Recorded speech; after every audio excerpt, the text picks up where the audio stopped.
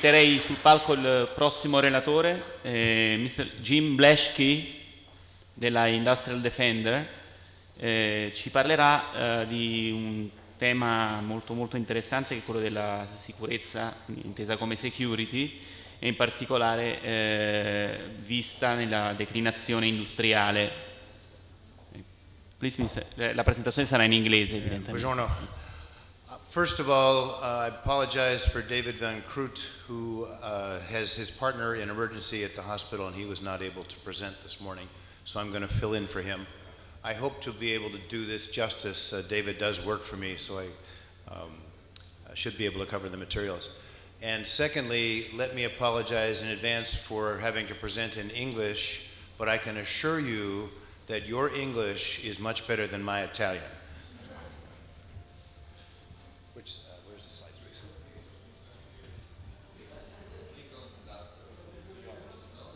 Oh, sorry.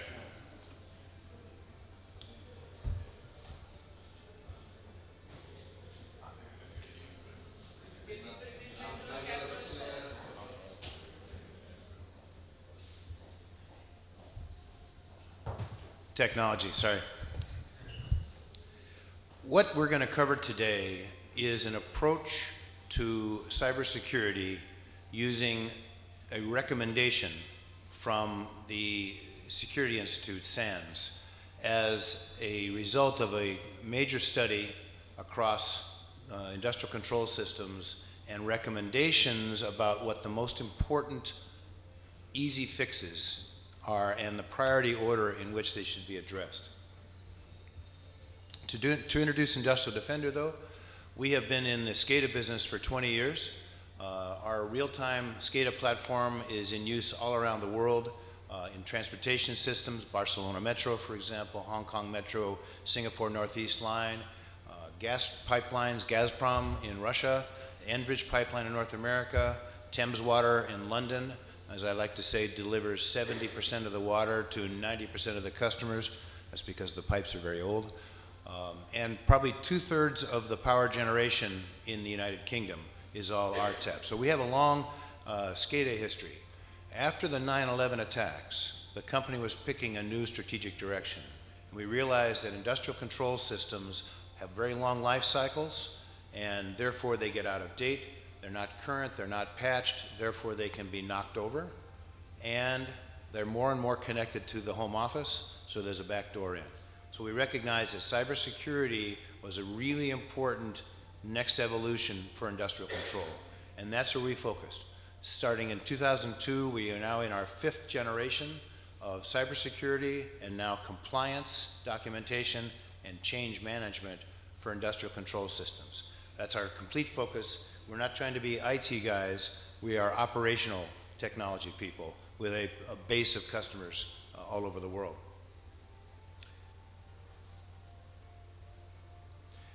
And we're very pleased, and we'd suggest you take a look at our website, the industry recognition of Industrial Defender as being excellent in this category of security, compliance, and change management for smart grid and industrial control systems has been well recognized.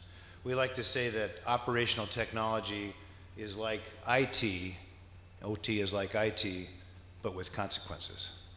People get hurt, damage to equipment, lost production, etc. So that's this basis here, is that there's a big difference between industrial control and information technology. The IT approach is typically to say that the confidentiality, information protection is a top priority. But whether you have to scan the system, reboot the system, slow it down, that doesn't matter so much in the corporate world. In industrial control, the most important consideration is the availability and the integrity of that real-time system. So in the IT world, it's CIA, confidentiality, integrity, availability. In the OT world, it's the other way around. And all of our systems are designed from the bottom up to respect that. So we are passively monitoring. We're not blocking communications. We are listening on span ports, for example. Our host intrusion detection agents, our software, when you install it on a SCADA server, you throttle how much of the resource you take. For example, you limit the CPU to 2 to 5%. You limit the memory and disk utilization and so on. So you make sure in the design of our products, we've made sure that there's no impact on the real-time control environment. And that's this IT is like OT, but OT has consequences point of view that we've taken through all our products. So, the thing about Industrial Defender is we were way out in front of the market early on. In 2002, we saw a need for cybersecurity for control systems, and we would go out to industrial control companies and utilities and say, you know, you really should protect this critical asset. But one of the presentations this morning highlighted security by obscurity. Right? It was a SCADA system. It was that specialty thing nobody knew too much about. We even had to bring a team of vulnerability and penetration testers into the company as a way to show companies that they were vulnerable.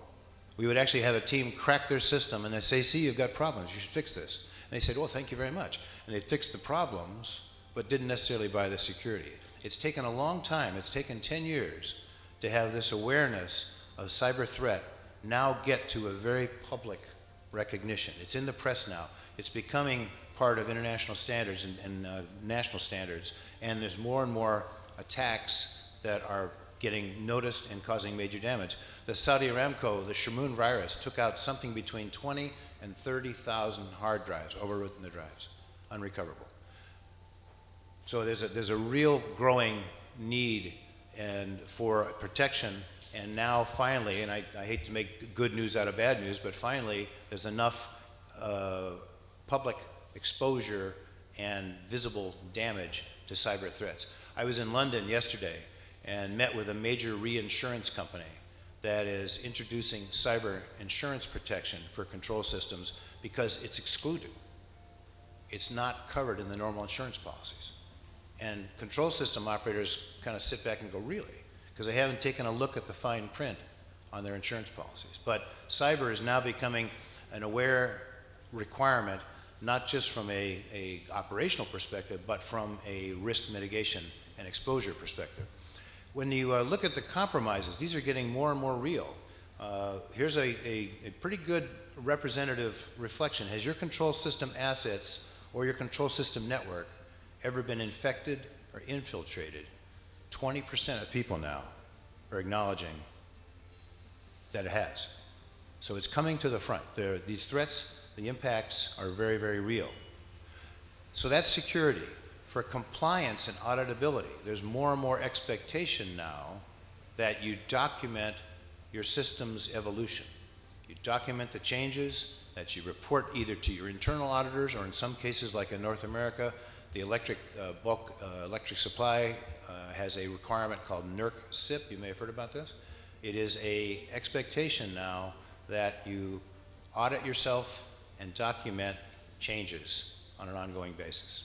So this is about the pressure from regulations is building country by country. Now, how do you go about addressing this issue? How do you remediate the weaknesses of a cyber system?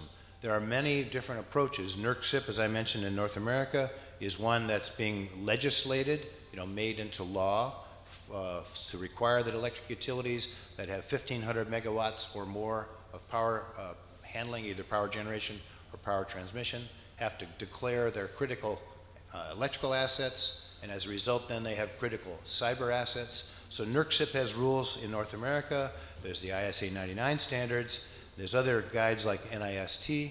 But here today, I'm going to highlight the 20 critical controls that have come forward as a way to mitigate the most common problems from cybersecurity exposure. The final aspect is change management is emerging as an even better layer on top of cybersecurity. Cybersecurity is good, but it's an alarm. Bells go off when something bad is happening, right? So you're aware that you have a problem, you have to deal with it. You have to probably restrict access to the system, shut some things down. What if you could get out in front of your vulnerabilities? With the proper use of change management, and we've built this into our product, with the proper use of change management, you see the differences in your configuration every day. And therefore, you can either approve those changes because they're correct, or you go out and fix the vulnerabilities that you found automatically overnight before they can be exploited. So change management is a way of even better security because you see the vulnerabilities across the whole of the environment, whether it's the user password strength, whether it's the patch levels in the operating system, the application software, the status of ports on all the machines and switches, the services that are operating on those ports, the firewall rules, the configurations of IEDs and endpoints like RTUs and PLCs. The whole configuration management, if there's changes, you'll know it every day. So this has become an even stronger area of cyber protection because you're getting out in front of your vulnerabilities before bad things can happen. And that's what we really address here with this security, compliance, and change management combination at Industrial Defender. So, back to the 20 critical controls. Here's the list, and I won't take time to go through these one by one. I'll just spend a little bit of time here on these next 2 slides so that you get a feeling for this. We have an ebook available on our website. If you leave me your business card, I'll be happy to send it to you. We have some supporting materials here. But coming out of this SANS study on the 20 critical controls, here are the recommended protections, and we can make these slides available for you as well. But things like inventory of authorized and unauthorized devices, and an inventory of authorized and unauthorized software. What's out there on your machines? Do you know? You know, what vulnerabilities can be introduced by a night operator loading, Dungeons and Dragons or some other, game on a machine?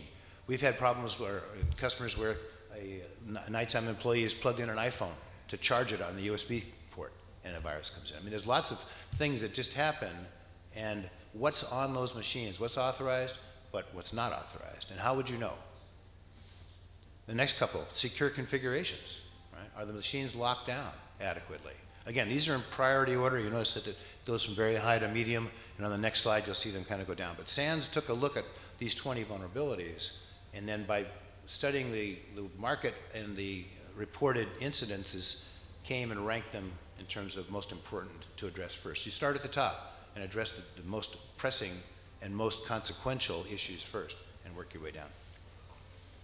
A continuous vulnerability assessment and remediation.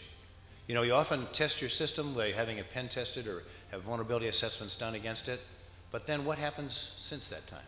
Systems drift, right? We live in a world where there's more and more complexity, more and more endpoints, more and more assets being brought into the environment all the time. These systems are not static, so they drift away from the configuration. You have maintenance people, third-party maintenance providers that are coming in and servicing your remote locations or coming into your control centers, and they're plugging in laptops and other devices. What have they, or you're opening up a port, for example, in an access firewall to give them remote access. Is all of that being properly closed down? Are these endpoints being affected by the addition of unexpected software problems like malware from these third-party systems? And how vulnerable are you? Your vulnerability assessment, your view of that, is only as good as the last time you did it, which could be 6 months or a year or so, and only as good as how complete it was. Did you go across all of the assets or not? If you had a continuous way to do this, and that's what this automation systems manager I talked about can do. Every day you get a view of the differences. But here it is, right up at the top of the list. Continuous understanding of your vulnerabilities and then remediating by going in and making the corrections that are there. Malware defenses, antivirus and whitelisting. Application software security, that's the whitelisting side. Wireless and device control, and more of that. Data recovery, do you have a backup program? Do you verify that you have daily backups or at least weekly backups? And do you verify that the backup copy is a good copy? Do you have an active program to come back from a problem or not? Security skills assessment, that's on the personnel side. Have your people, especially your control operators, been taken through cyber training? They got an awareness of what cyber is all about? And are your firewalls set up in a secure configuration? So these are the top 10. The next 10 kind of move down the ranking in terms of how important they are. But limitation and control of the network ports and protocols. Do you have the systems limited to just the ports and just the services that are necessary? And do you know what's been opened up after a maintenance exercise, for example? And has the system been brought back to the ports and services where it should be? This is a highly vulnerable thing. Or if you notice that Adobe now has a weakness that's open on port 8080, for example, can you find all the places in the environment where you have that port? We can do that with 2 clicks. So this aspect of limiting your network exposure and limiting the ports and the services that are active on those ports. Administratively controlling the use of admin privileges, putting boundary defenses, that's firewalls and unified threat management on the outside. Obviously keeping track of your audit logs and keeping track of your changes. Controlling the access based on who needs to have privilege. So limiting, again, this is a bit of a policy. Account monitoring and control, do you review who's accessing what? Data loss prevention, do you have a way to, that's actually an insurance provision. And then responding to incidents. You notice that security response is way down here. You would have thought that when you ranked the projected most important areas to pay attention to, that security monitoring would have been near the top of the list. It's fix all these problems first and then come down to be able to respond to whatever's left over. Making sure your networks are secure. Do you have the right segmentation? Do you have a demilitarized zone between the SCADA environment and the outside? Is your historian isolated properly in a network that's not accessible from the outside, et cetera? And then, of course, penetration testing. We would suggest that penetration testing is necessary if you don't have this continuous vulnerability assessment that we talked about on the other slide. So those are the top 20 controls, and the balance of the presentation that we make available to you has got additional background to it. The case studies that we have are in the presentation. Also, the view of this product that we introduced a minute ago called the Automation Systems Manager, that has applications that go from event management, which is security, through asset management, through change management, and endpoint security monitoring, through an infrastructure of hardened appliances that communicates with all the devices in the control area, as well as out into the field for remote internet-connected devices. That's the approach we take to mitigate and manage, in particular, the overall environment with daily visibility into vulnerabilities.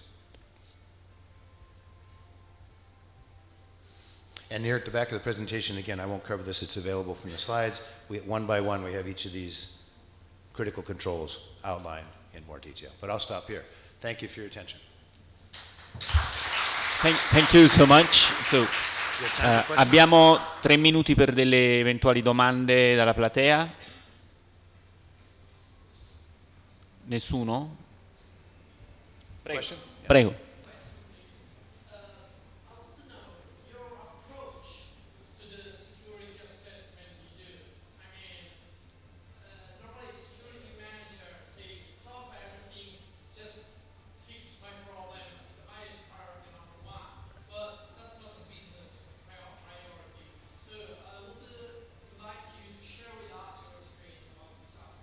Okay, and could you repeat the first part of that? The approach, okay.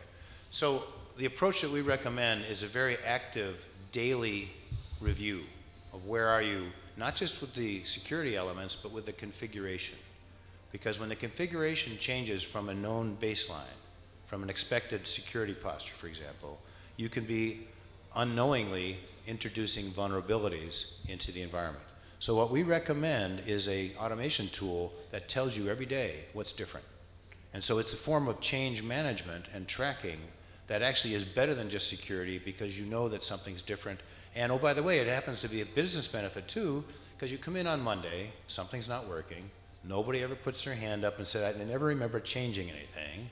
You'll find it in 2 clicks, because it's a complete fingerprint of the overall environment. So our recommendation is to automate the collection of configuration and security data together in one pane of glass. And therefore, you'll know the status of the smallest things in the environment, and the needles of the haystack will be brought to you, and you have it all right there. So it's really, our recommendation is to automate this and not try and deal with it with separate tools, not try and deal with it in just putting out fires, but have a proactive way to get out in front of the vulnerabilities. Does that answer your question? Yeah, good. Altre domande? So, thank you, Mr. Banshki.